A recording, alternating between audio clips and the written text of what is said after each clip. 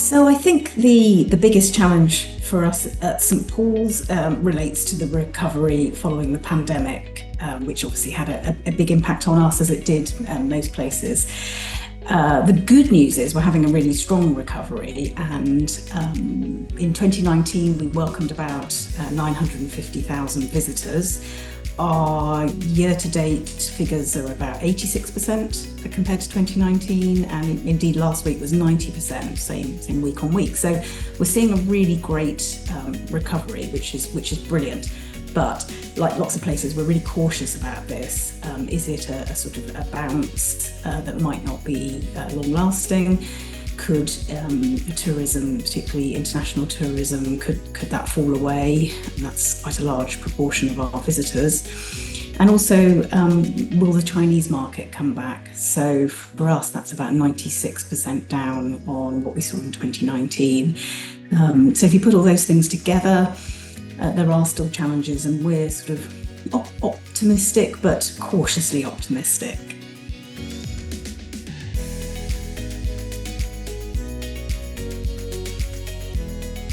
So I would say the biggest opportunities for us with income generation probably relates to diversifying what we do, actually.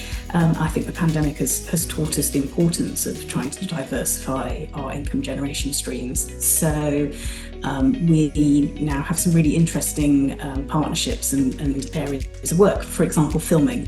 We're very open to filming approaches. We've done some really big contracts with people like Netflix, and we find these are they're profitable, but they're interesting pieces of work, and they actually help to spread awareness of us and our brand. So that's a good thing. And then other interesting partnerships. Back in April, we did a Queen by Candlelight event here in the Cathedral. So it was sort of tribute band to Queen, as the name suggests, all by candlelight. Totally sell-out audience in an amazing venue. Was brilliant. So we're looking at more things like that. And then another area for us to diversify income would be around licensing. So you can imagine here at St Paul's, with all the history, we've got a lot of interesting information and images and materials in our collections. So we're thinking about mining that.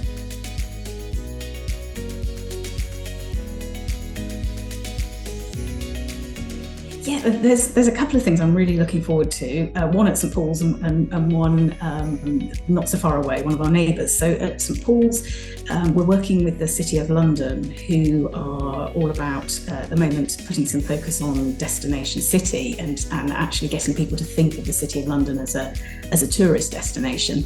And we're working with them on St Bartholomew's Fair, so bringing back this old fair that used to happen in medieval times.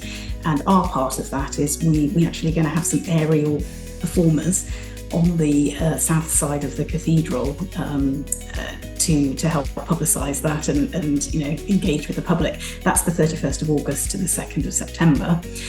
And then also I've got in my diary at some point to go and see the new Young V&A museum, which used to be the Museum of Childhood, and that's just opened in Bethnal Green. I think it opened on the 1st of July. Really looks a really interesting museum, appealing to some different audiences, very engaging. And I think really interesting that there's a bit of a shift in terms of tourism to the east of the city, which has been overlooked for quite a while. So yeah, a couple of things to look forward to.